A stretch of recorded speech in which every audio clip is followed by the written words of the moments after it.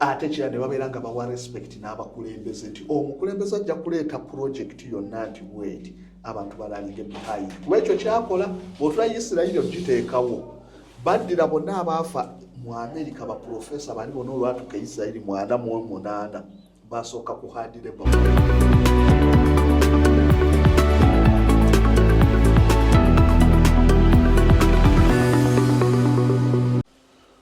Alright, nate nkwanza ku SML News UK oliotya no munnaffe yonna gy'osinzira okutugoberera webala emirimu njagala kuddamu kujukiza bannaffe aba Eden Gardens wali enansana jangu otuukirire essimu ziizo ziraba ku mukutu tukubire ku nsonga y'emikolo gyo gy'oteekateeka naddala eby'emmere okufumba oluusi obeera mu kibuga ng'olinamu ka stress kibuga buli wamu waliwo kerere tulina ka gardens wojja okutuula nga tewali n'amanyi nti oliawo you refresh your mind, you recreate yourself, you owulire emirembe kale tuukawo olabeko obulabi okakase kinga nti abasajja abo bannamawulire sooka otuukewo ku essimu eyo otuukewo olabe ku kafo oteeketeekero nayagala okubeera naffe nga bulijjo nze Simon Muyanga Lutaaya sa buli abantu bangi babuuza obuuzo lwaki gwessa bannaye I am a double recognized person, double knighted. Nze emirimu gyange gino gyenkola kwe munvumira Ssaabasajja Kabaka wa Buganda Ronald Mwenda Mutebi owokubiri yagisiima n'ayatula nti Muyanga akoze Kyabazinga wa Busoga His Royal Highness Edward Columbus Wambuza Fuge waffe yagisiima nampa n'ebbaluwa eri munnyola nti bw'oba bakoze ne bw'ogenda kati you have done a lot of work in mobilizing our community. So I'm a double knighted person, double appreciated. So todautinga bwassa kiseeko n'essanyu nga toyina kyowakanya. Ndine Kasozi Samuel philosopher bwenagani musajja wa bintu bibiri. Kasozi musajja mukenkufu mubifa mu nsi world affairs sagala kati mu world history because world affairs abigatta byonna ebyafaayo by'amawanga ensi n'ebyalaba n'ebiriwo is there ndoza mu ekyo saluti mwenda mwaji muwadda nanga nti waliwo gwe mugerageranya naye yanga nti teyandyetaaze kumugerageranya ekyayagala gwe nyumirwe ebibye duka n'ebyoli nabyo obinyumirwe gwenna olwaliro kamusabe ababuzeeko tugende ku kyolwaliro nja kwebaza abalabi baffe mukola kikulu nnyo okuba nti nno mwettanira omukutu guno kyatendo nnyo era nga bwenyanjudde so okutwalizaamu nze sijagala nti nooba ndi mukenkufu mu world affairs oba mu kiwabula nze kyenneemanyi nti ndi mukenkufu mu kye bayita comparative politics. Comparative politics oyo politics wa Aristotle ye yamutandika. Comparative politics. Yes. Politics of comparisons? Of comparison. Nti Aristotle yakwata constitutions 13 eza states eza Greece mu BC nazi comparinga zonna nasobola okujja mu constitution ennungi anthems gye banagenda so yali akomparinga natula bano balina kyekirungi bano balina ki bano balina ki natuyigiriza kye bayita comparative politics. Kakati ate ku mulembe guno oguli modern waliwo Omufalansa so ye modern scholar mu comparative politics bamuyita Alexis de Tocqueville. Yes. Omusajja oli yakola kinene nnyo mu kuyigiriza abantu okukompeyalinga nti mu biso batuyigiriza yakwatanga katugeze nga Communist Manifesto eya Karl Marx n'akwata ne Adam Smith Capitalism n'akompeyalinga ebirungi ku capitalism ebirungi ku communism. Ne tujja tulaba nti eno ku communism resources ziri owned by the public and by individuals kirungi kyekiri omwo n'akompeyalinga messages zonna resources tugeze nti ebyobugagga ebikozesebwa bwe bibeera mu mikono gy'abantu bigasa bitya ate bwe bibeera mu mikono gya gavumenti bigasa bitya mu mikono gya gavumenti yes it's okay n'egy'abantu capitalism nti wa wasinga okugasa n'atula nti singa abangi banaabanga bettanira okozesa ettaka kino kyekisa ate weri n'abeera mu mikono gy'abatono kijja kuba bwe kiti so ne batuyigiriza okujja nga tukompeyalinga era omwo mwemuva politics oba okompeyalinga zi manifesto nti bakandidate abeesimbyewo mu kiseera kino naddala Mafaabi agamba ki President Museveni agamba ki n'okompeyalinga ebibiri comparative mu mawanga gali agafa ku manifesto agaffe tegafaayo era ffe twabibagambanga z'okugeza ku presidential debate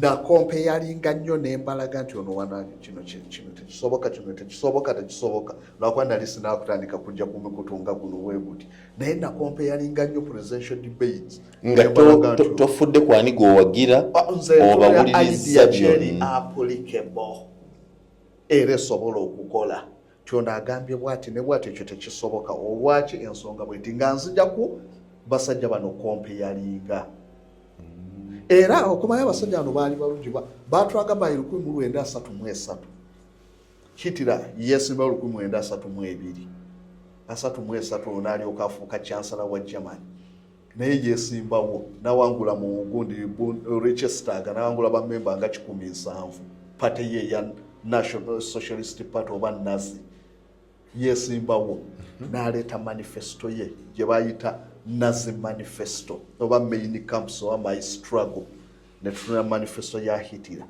ne batukompeyalinga ne manifesto ya Delano Roosevelt mu America eyali yesimbawo netukompera ku zonna manifesto ziriwo ezikola ogenda okulanga eya Roosevelt yali nnungi nnyo ku ya Hitler so ebyo byonna babituyigiriza so kakati obudde obwano mu Africa tubufuna tetulina nnyo bantu batuuka singa twali tubafuna twali badusobola okufuna okulungamisa abasoma batya budget netubulwayo budgetary battle president ajja nawa gundi state of the nation address netubulayo state of the nation rebuttal tetulina bagezi bwati bweyogedde oba opposition beekolamu omulimu ne bafunayo abasinga okubeera intelligent mu opposition ne bajja ku media nabo ne basa rebuttal ku president bye yayogedde naye n'awulira nti waleese kino bakiwakanyiza nga America abakolako ribato bangi bafuuka ba pulezidenti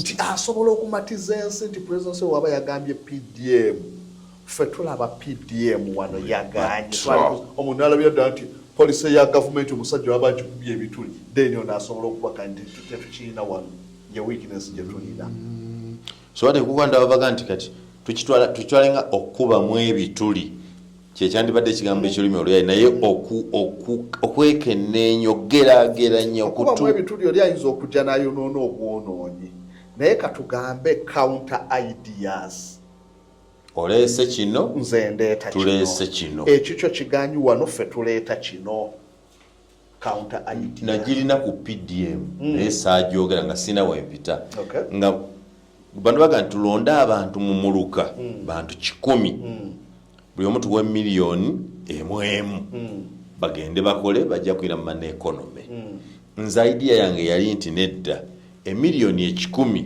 tozigabira bano yawulamu miliyoni agaaga noonya abantu manyi nti bamanyi business bamanyi okukola batendekeddwa bali ready bakwase miliyoni 5 buli omu agenda abe nekyakola kuba ompe miliyoni 5 nze muyanga nja kutandikawo faamu ku kyalo kyaffe yayiika 30 okitegedde kuliko ente kuliko embuzi kuliko bino era nja kwetaaga bano kujja okunkolera wano so abenga ze wandibadde obanga PDM bazifuna ng'omusaala through me but there's something pushing them to come bebawa PDM amu mukyalo ewaffe abamu bakola abalala basooka ku bizibu byabwe ekyo kyo kituufu mulwadde w'ekibumba bajjanjabe bwe batyo ne batandikira awo waliwo weakness nene nnyo so kaakati ebyo byebintu bye twagala mu bantu abasobola okompeyalinga kyetukyalaakinga wano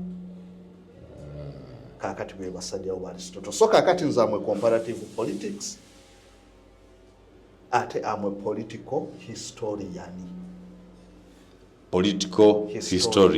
yes. Akonga nkagadde political historian waliyo bannabyabufuzi waliwo wa political conversationalists ejja kujja nyumya we twabadde mutambala ne tukola ki ne tukola kisho ne ggwanga nyumya bunyumya kimoozi oyo omuyise political conversationalists.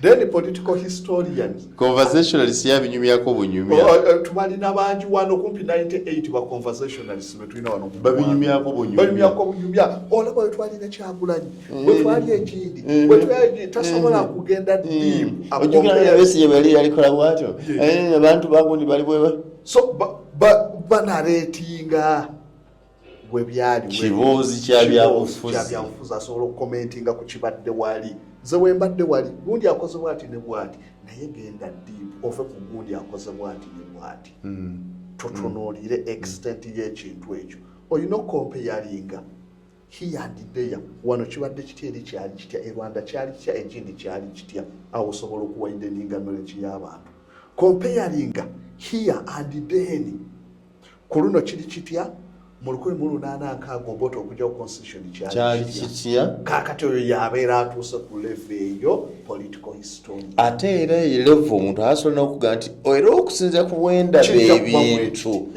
tuyinza okumalira wano bwe tuti era kakati oyo omusajja gwe mugambye omufalansa Alexis de Tocqueville yagamba nti without comparisons to make the mind cannot proceed. Without comparisons to make the mind nekasozi philosopher asozo kufuna obuso kutuzaako musomesa mu class without comparisons to make the mind cannot proceed. Kituufu kuba ne wootunuulira abaatusooka bonna Nabbi Muhammad yali musajja mulungi okompeyalinga yajjanga n'awooninga abakuraishi b'Emeka n'abagamba nti olw'obutakkiriza bwammwe mujja kufaanana abantu ab'e Samudi omuyaga ogwaba bonna ne baggwawo akompeyalinga kati yamanya kiraga musajja yandiba omutuufu ab'e Samudi atakitegedde n'anyola kati ffe tuli Samudi kyekyo naye ng'akuwa references without comparisons to make. Then n'amala n'atugamba nti a mind without comparisons produces deadly devils. A mind without comparison produces yes, produces deadly devils over vampires. Nti omuntu akompeyali musobola bagamba naye ekyaviirako e Rwanda kyekino atakompeyali nga tujja kibala kumaliza ng'ebyali e Rwanda birinnye Uganda deadly devils. So tulina okugezaako okwadvansinga. Yes. kale olwaleero twagala ontuta abantu walungi those comparisons, those levels we are talking about. President Yoweri Kaguta Museveni mutawani wa Kaguta Amos alayira May 12 ng'amaze okumatiza bannayuganda nti manifesto ye gye yalina esingako kuzaabalala simanyi oba they compared but by implication kyekitegeeza. Museveni yabadde atugamba nti ayagala Uganda eno eberenga GDP yayo GDP bwe bugagga bw'eggwanga nga tubugasse bwonna naye nga naye tubaze abali mu ggwanga abaproducinga mu ggwanga oba bayindi oba bachina oba bachi bonna tubagasse ebyobugagga by'eggwanga byerifulumya abali mu ggwanga si bannayuganda naye abali mu Uganda oba tulinawo ow'e Burundi ayinawo estate byonna tubibalina mu ggwanga bya bugagga bijja mu GDP ebyabayindi bonna abalina bonds wano nga buli ssaawa 12 sente baziwayalinga India ffe tubibalidde wano. So ze bawayalinga India tusooka ne tuzibalira wano tuzibalidde wano kyokka zimala ne zigenda ekikulu ffe tubalidde wano kaakati gwe mwe mulina okwesootinga omanye eddala kituufu ekyo kiriflectinga ddala obugagga bw'eggwanga awe wali ebintu tuyinza okuba byetufulumya bingi bivaamu sente nnyingi naye ate tuyitamu buyisi omuganda azikuyita mu ngalo president gyayita lunkeme ya economy ekikulu kutalina wakiyita ekikulu kutu zigenda bugenzi ekyo tulina kitunuulira nga tuli ku eyo ye GDP. yes. So ekyokubala nti ebyobugagga bw'eggwanga tekimala olina kubala bye tusigazza. No, tulina kubala gross national product ate omu ne tubala ne net national product.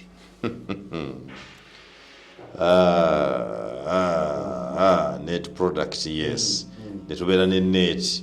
Naye bino tebatera byogerako net national product. Bamanyi nti no budget, omugaso gwa budget n'okusoma GDP ku mobilizing masses towards supporting the government.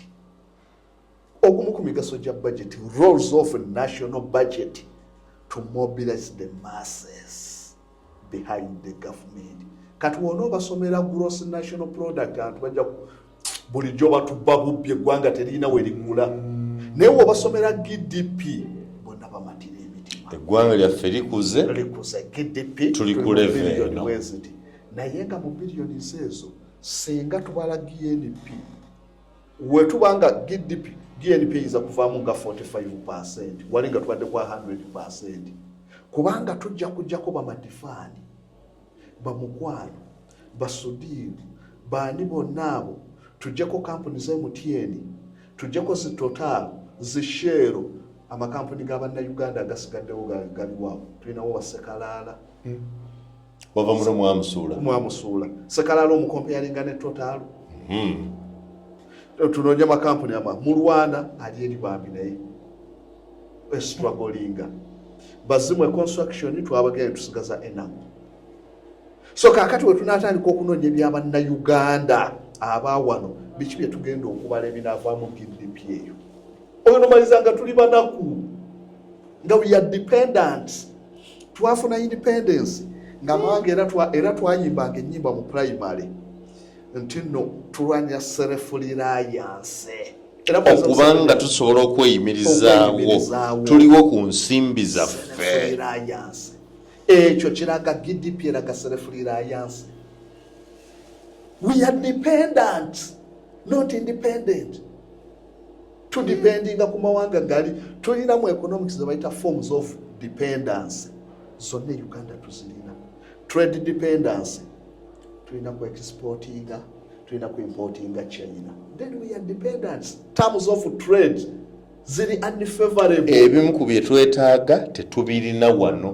Birina kuva gye biva. Tulina kulaba nti tubiproducinga wano amawanga nga Singapore, aga Asian Tiger kye gaakola. Bino ebya presidential mu GDP okutuuka mu 5. Asian Tigers zaakola ki? Tetusobola nga buli lwe tukwata dola buli ku makya kakati abaana bagenze ne baziwanisa ku Forex Bureau eze Uganda ne babawa dola bagenze China kusuubula ngatto. Ezo zigenze. Ekitegeeza nti no terms of trade ziri unfavorable. Lwaki? We spend more on imports n'ate ne tufuna kitono export. Tu exportinga bito ate tu importinga. Tuba kubanga engatte eziri e China ziri wano. Twali badde ensimbi zibadde sigala wano. Multiplier effect yali badde wano nti omwana yasoma ekaabasanda okutunga engatto. Ne tumuteeka ne tubakolera workshop ennene. Bonna ne batuula wali ne batunga engatto. Kakati nga tuzikolede workshop mu buli town gye bazitundira. Baali badde bakuze wali omwana oli n'agenda agula amaliba oba n'akola ne faamu ey'ente ezinasapulayiga amaliba. Multiplier effect yabawa ne Uganda ebyo ebisobola okuza GDP. So dependence ennene wano.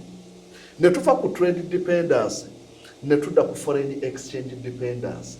Tudependinga ku dollar foreign exchange. Ne tuddira ezaffe n'ogenda ogula dola ku 3,600 ate gwe wotuuka ogizayo ne bakuba 3,400 ne bakolako 200 nga yagudde. Nedda olw'okuba nti nobo obagulako kakati bo bakuyamba muyambi okugulako.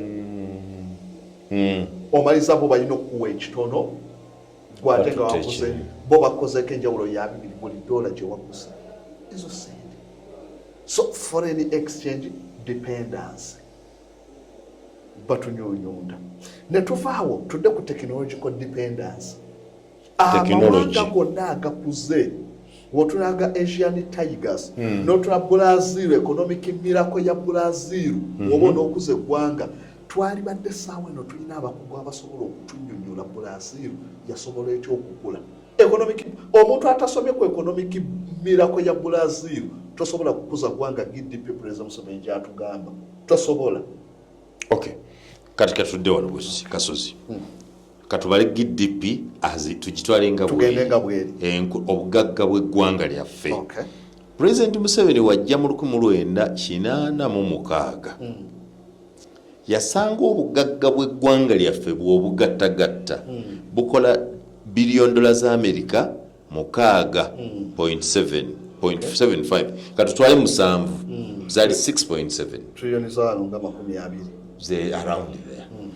Olwaleero nga Museveni afuze emyaka 40 GDP yaffe eri $billion eza America 6.6 kitegeeza mu myaka 4 bwekuba kwongerako ayongeddeko $6 billion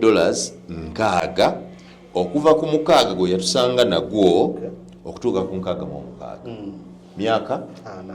Museveni aga nti singa tumukwasizako mu kisanja kino ekipya kyalayira okuva kati mu 2026 okutuuka mu 2040 obugagga bwaffe buli ku 60 ku billion 6.6 eza dola kujja tuka ku billion 5 ebya dola. Kitegeeza njagula nti myaka egiddako 14 egibulayo ajja kutwongerako $4 billion 434 billion mu bugagga bw'eggwanga.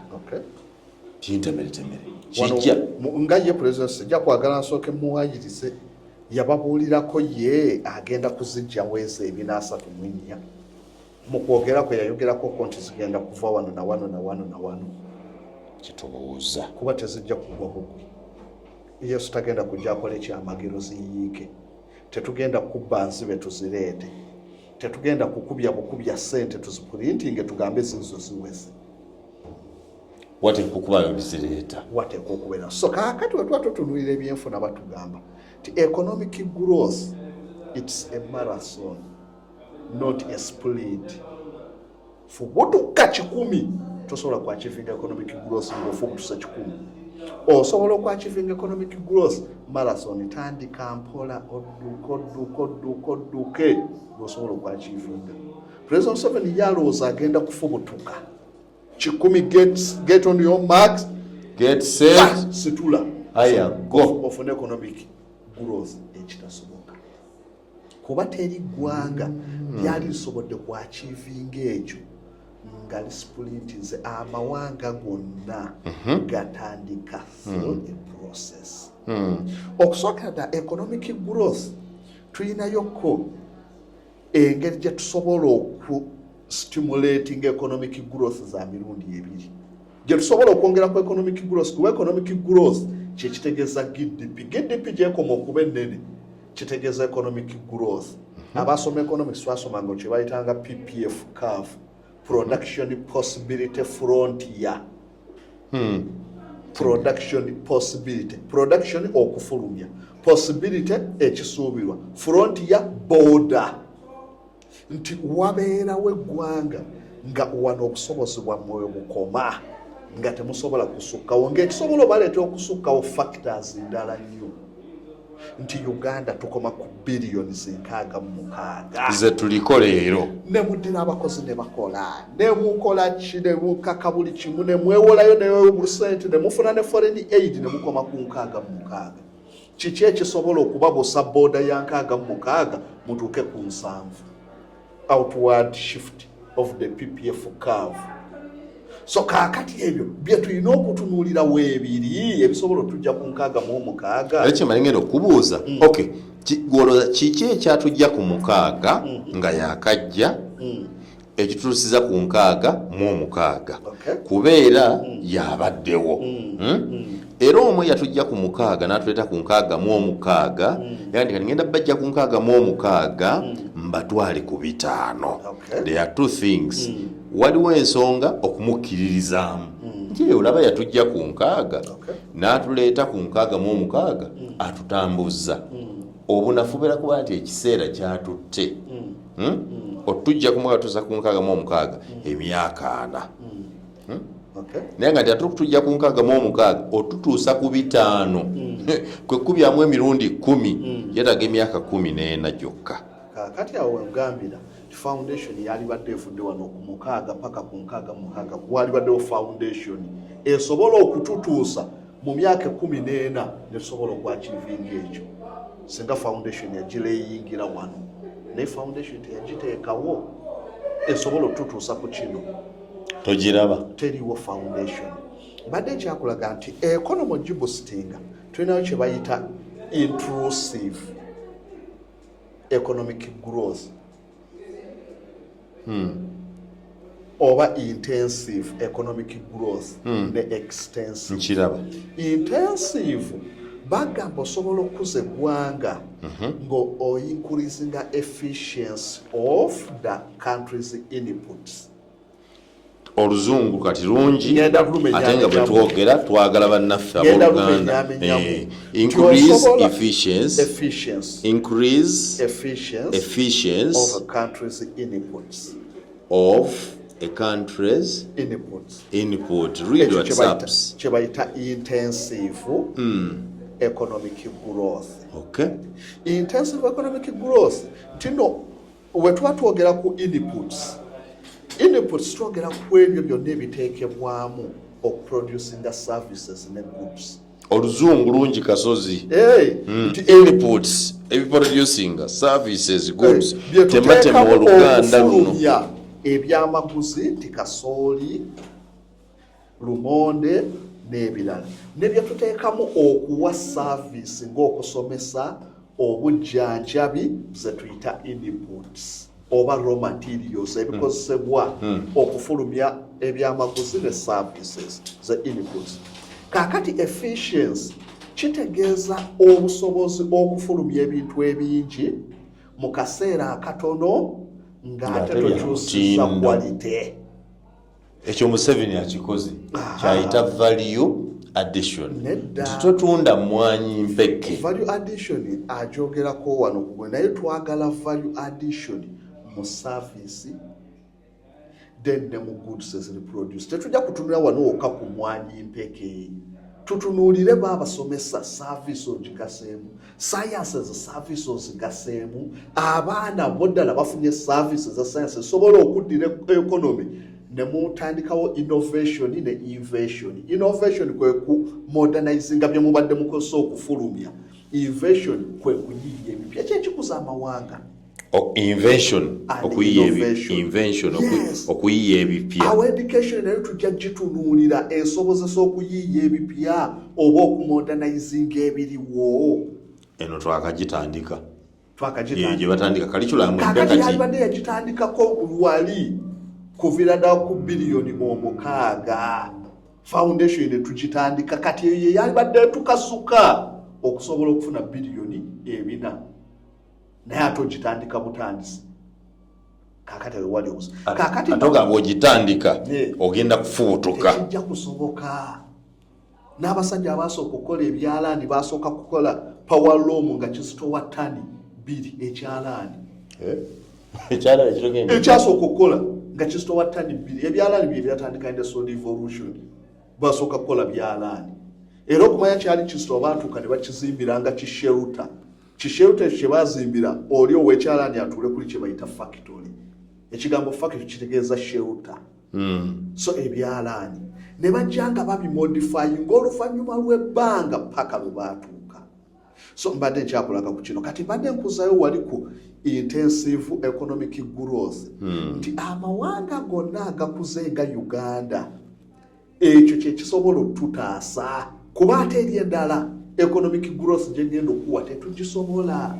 Extensive so gye tusobola intensive tulongoose ebiriwo enkozesa yaabyo bibe nga bivaamu kinene eky'omutindo. biproduce babeere ng'abantu basobola okufulumya. Katugeze nga tuzze ekaliro ewaffe ewammwe waliyo abalimu omuceere mu bisenyi mu kibali. yes bangi. Abantu abalimu omuceere mu kibali bwe baali mu 2003 bakyuseemu nnyo. oyo wenyini ekyenjawulo kati bagufuuyira guli gwekuzanga gwokka naye kati waliwo kye bafuuyira n'otabonaabona nnyo okukuula mu muddo n'ofuuwamu n'otalima muddo kyokka kakati ekintu basimplifyinzeeko kowa naye coverage esigadde yeemu yika yeemu kakati ogenda kutusuubiza otya nti ogenda kwongera GDP ng'abeekaliro yiika yeemu basigadde gye bakyalima ate abalima ye peasantry kind of farming tebapulayinze yadde irrigation akasana nga kazze ebintu ebisobola eyo teriiyo balinda nkuba kakati abo ogenda bayamba otya tutuuke ku GDP eyo ekaliro kiganyi tudde waffe Nakasongola ng'abalunzi be tulina nze ku kyalo okwaffe nakula nga taata mulunzi kati tetukyasobola kulunda lwaki ente ze tulunda olina kuteekawo kiraalo n'oteekamu obuteebwo obuto obwo tulina threat yatugoba ffenna kulunda ababbi bajja ne bazitikka ekiro ne bazisala ne bakulekerawo ekiwandiiko nti ebyenda eyasaze ente eno musiraamu muli baddembe okubirya ate tetwatadde eyo yeti Kayunga Nakasongola wonna abantu abaali balunda tebakyalunda yes olya bente basibba bajja na motoka ne baskwata ente nga 8 ne bazisalira wali mu lusuku ne batwala bisambi mikono biki ebyenda balekaawo ne bakulekerawo ekiwandiiko muli baddembe okulya tetwataddemu butwa ate yagisaze musiraamu abantu tebakyalunda nagenda e Kayunga nga nkola research ng'abantu basula n'embuzi mu nnyumba okwewala okuzimba ate onaasula nammeka olina kulunda onaasula nammeka kikyo wekityo enkoko nze nali nina enkoko ewaka broilers nga ziri mu 500 waliyo n'omuntu ababbi bajja ne bamusibirayo mu nnyumba ne bateeka akayumba konna ne balekamu obukoko obuto 3 so kakati gwagamba okubustinga service security becomes a service gwagamba okubustinga eggwanga ekaliro abalima mu kisenyi basigala bakyalima nga bye baalima mu 2000 Nakasongola abaali balunda mu 2000 tebakyalunda nga bye baalundanga mu 2000 ranches obote ze yalekawo mwazigabanya ne muziwa ba squatters walinga wankole ranching scheme Bururi ranching scheme yali erina square kilometers 6 emu kujemanyi ng'erina deep erina ente buli kimu of which twali ku layini nga dairy farming in Argentina dairy farming in Denmark dairy farming ne mawanga agakuze obote yali atutadde ku layini nti farm emwe yo ranch yali badde esobola okufulumya ente emitwalo 6 ng'owe Nakasongola teyeetaaga kulunda kateke bagenda mubbako ranch eri ekalunda n'ekuwa amata President Museveni olwajja agenda okututuusaawo n'azikutulakutulamu n'aziwa ba squatters abatalina ttaka ekitegeeza extensive farming omugyeewo n'otuuza ku subsistence farming naye ng'amawanga gonna agaakula gaakulira ku large scale farming ogenda kukuza eggwanga kaakati ogenda kuggyawo amata agagenda okwongera GDP tutuuka awo amata ogenda kugaggyawo amata ekyo kati singa oba n'amata amangi n'onywako n'otunda ebweru eggwanga kisobola okwengera ate nga totunze otyo ojja kukola nga zi Al-Sifa dairy farms Saudi Arabia nti bo kye baakola abasajja baateeka ssente ne bagula ente ez'omulembe ne basaaza ssente nti kaakati eyina ente ng'emitwalo 12 ezikamu obulungi baddira Al-Sifa nti ffe wano wetulundidde ente province endala eza Saudi Arabia ne zirimu omuddo ayirimu omuddo terunda nti kyenjaga okulagamu akasente katambula kuba alunda ente yeetaaga omuddo ate omuddo yeetaaga amata kyetuyita gundi specialization oba cooperative advantage ti nze nsobola okulunda omuddo research yonna tugikole ku muddo gwo specialize ku kulima omuddo si muddo kwekuza gwokka guteekemu research gubeemu ekigimusa gusobola okulira buli mwezi nga musala silage ate mu processing bagukolemu silage bagatemu nutrients mumale mu export muguleete wano ekyo kye bayita backward linkage mu economics otuwa bakuza tulina nti gwe kyokola kiina gwe kisika emabega okuyambako. Uganda okirabawo ogambe nti no tunasobola okuza eggwanga genda ekiruhulo olaba akasana nga kaase kiki kye baliise nti zibeera ku budde obwo obukazi obwo na butiititi mbuga osobola okupromotinga dairy farming ekiruhula wafeeyo amata getu exportinga mu mawanga ekyo ekirula gyoyogera si yewe omukulu nze naliko ekiruhula eyo mu piriyodi y'akasana weevuma nali eyo nekiruhula ngenda eyo akasana kyekabakosa ew'omukulu lwaki tabimanyi ebyo wabana tebamuwulira. President Museveni si reformer, is a revolutionary leader, not a reformer. Kyetwalemu okumanya enjawulo yeeruwa revolutionary leader asobola okuleeta change naye ate tasobola kujja ggwanga ku level gye liriko kulituusa ku ndala ku sipiidi tasobola. Talina dream ya Uganda erina kubeera etya wabula yalina dream ya Uganda kugiribaleetinga. Teyalina dream nti bwenkwata mu Uganda mu myaka bwegiti njagala nkole kino kikuze ggwanga wabula byonna byekola bwekoze alabira awo nga byekoze. Talina dream. Senga nkuwa abakulembeze abalina dream netugamba nti katudedicating shows 10 ntandike kulaga ggwanga ku ggwanga abakulembeze abalina n'ekirooto kyabwe newe kyatuuka kitya osobola okukizigana nange. Teyalina dream gyalina yakuleeta mirembe nakwata bukulembeze teyalina kisukka waawo kuba wano we yakolera ensobi mu 869 we yali asobola otereeza Uganda nedda ku luguudo senga kakati biliyoni zino tusobola oziyita namu senga yakola naye ate yayonoona mwonoonyi yalina chance ekola bino byonna kuba ensi yali emukkiriza mu 1996 yavuga nti cooperatives tezijja bayamba awo n'azijjawo. Privatization abazungu ne bamuteekako akazito ye n'aleetera ddala ate worst form of privatization divestiture si gye yalina okukola. Bungereza baasigala critical infrastructure anti yagamba ebitongole bwe byalinga amakampuni galinga ga gavumenti muteekayo kooti kasowakikayo kooti ng'otuula ovaawo olinda musaala naye kampuni kali bwemala okufuuka eyo gwe kasozi toyagala nakwebaka kuba yiyo ekyo yalimba monitoring ye yali yeetaaga yokka monitoring abantu abo then waliwo ebintu ebimu ng'abantu abulijjo tebajja kusobola kuteekamu ssente. Tulina goods ze bayita merit goods public goods. Kizibu omuntu abulijjo okuteeka ssente mu public good nti kanzimba oluguudo kankole bridge. Merit goods national water n'ebirala ebyo government goyina critical infrastructures government erina ozisigaza ate era government n'osigala ng'okya participatinga mu production and investment.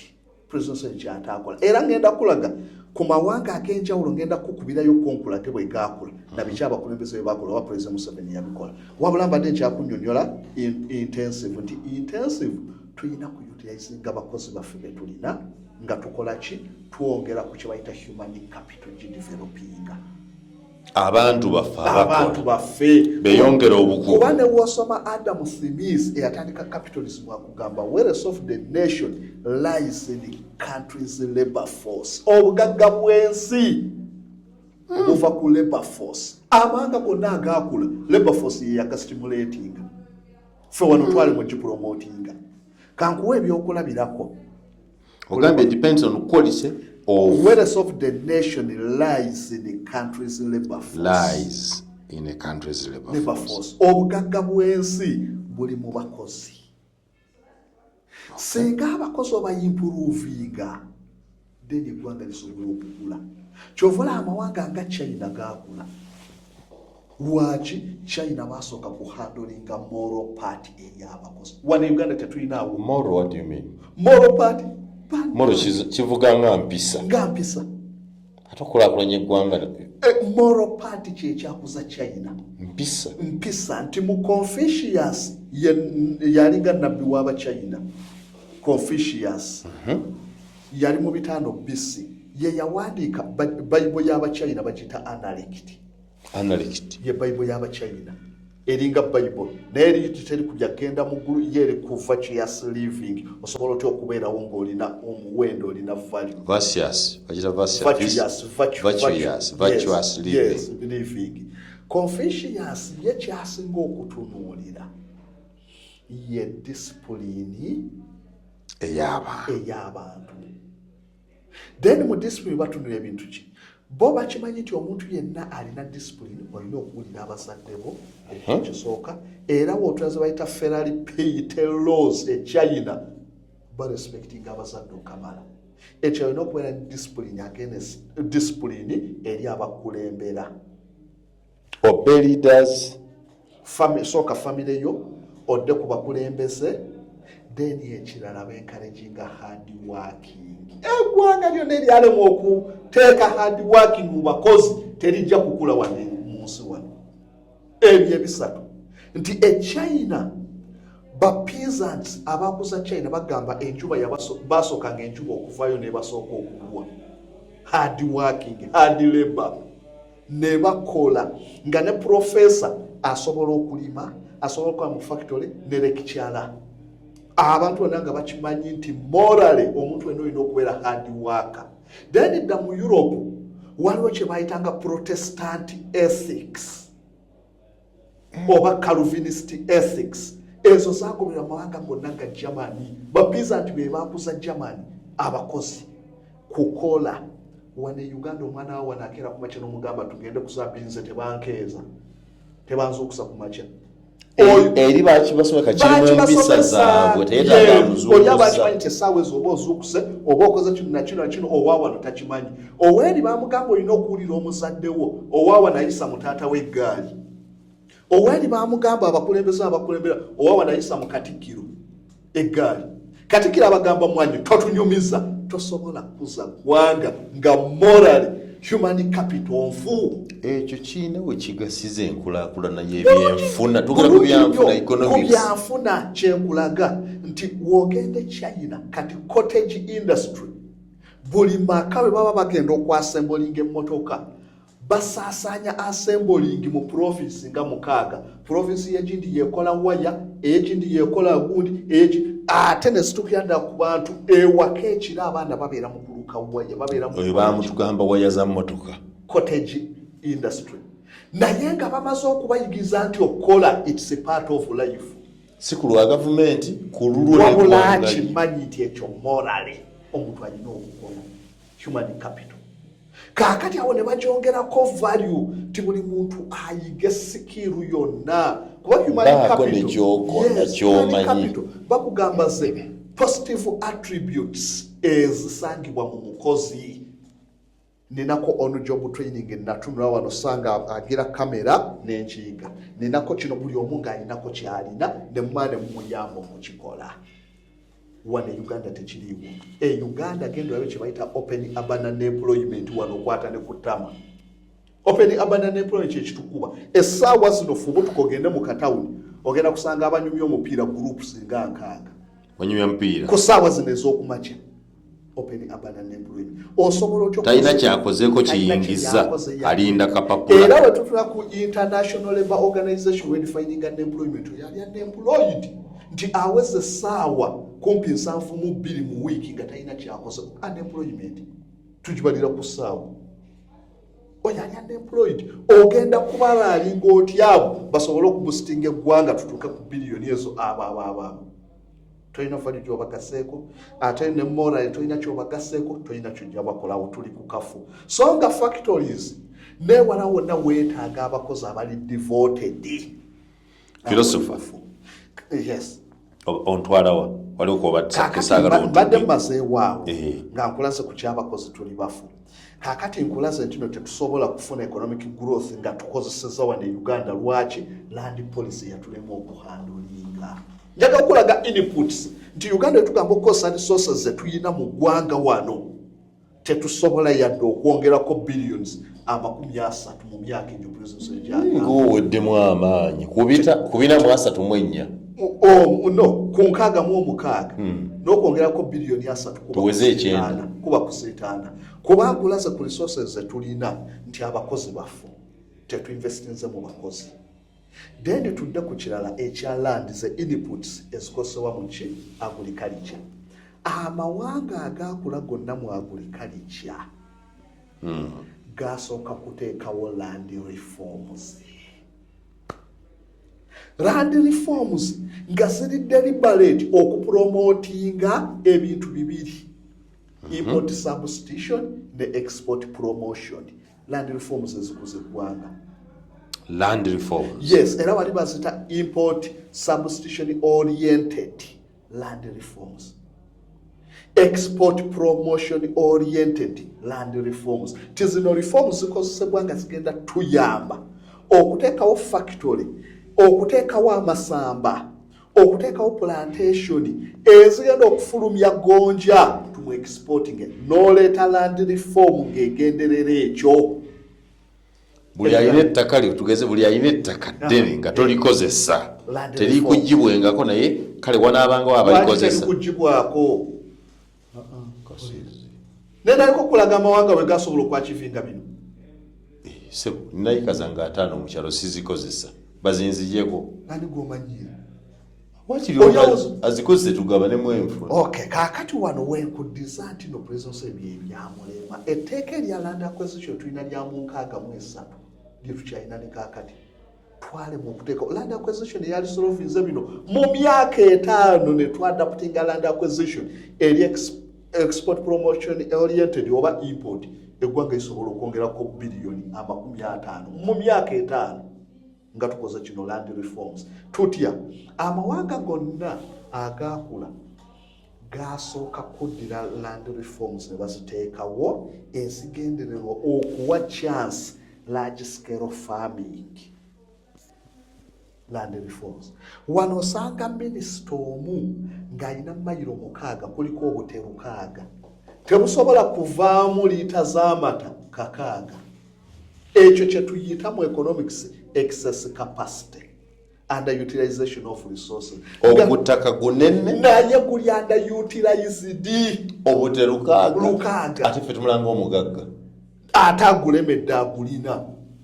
Amawanga awo ayina ekyapa mu nnyumba n'okwasa ekyo kyokka wane e Uganda n'okwasa obwa president nsobola okulaga nti buli muntu afuna amaka ne tufuna kwe tulimira ate nga songeddeeko ttaka nti no Katonda atonze eririwo lyokka kuli utilizing nga we utilizinze ettaka lyokka obulungi osobola okukuza Uganda ettaka lyokka. Kakati kankuweeka amawanga gakola gati eggwanga nga Pakistan nga tumala paati eyo oli kulanda tuli ku land reform. Yes. Olowooza nti okukyusa bintu biri byewakangamba bwe tuba tukyagala okufuna ekirooto kya $5. Yes. Dream $500 billion ekisooka ngambye morale tulina okutereza labor force empisa babeera determined ng'amanyi nti okola its part of life. Ate kira ne babeera nga bawa respect n'abakulembeze nti omukulembeze ajja kuleeta project yonna nti bweti abantu balalinge behind. Kuba ekyo kyakola bw'otula Isirayiri ogiteekawo baddira bonna abaafa mu Amerika baprofesa bali bonna olwatuka Isirayiri 48 basooka kuhadire ba mwaka mulamba. Profesa ogenda ku university sooka ogende kwenyigira mu kulima mmere bonna ne basooka badda mu masamba. Isirayiri esobola otuguza bogoya kati ng'ate n'ettaka balimu baali wana Entebbe lye baagatta mu okulima. On the sidelines ne philosopher Samuel Kasozi tuli ku byanfuna Buganda nti President Museveni agenda okulayira ekisanja kino ayina ekirooto nti mulina biliyoni 66 eza dola leero mumpe emyaka 14 mbongereko $434. Newe tuba tukibetinga asobola omubetinga n'ebibiri tasobola biweza asobola omubetinga ngenda muwandiikira nja mubetinga ngenda muwandiikira mubuuze ogenda 5 mu myaka tasobola kuziweza ngenda muwandiikira Kasozi kuba nekyeyesiga ekyamafuta nja kikubiramu ebituli olabe nti notajja kukyaki bwe tusinkana sabbiiti ejja ne philosopher Kasozi tugenda kutunulira tubadde tuzuze ku land reforms kwe tujja okutandikira sabbiiti ejja land reforms n'ebirala bye tulowooza nti oba oli awo biyinza Byalikolebwa. okuyamba Uganda okudduka. Katumalirize olwaliro bwe tutyo. Nze Sir Simon Muyanga Lutaaya.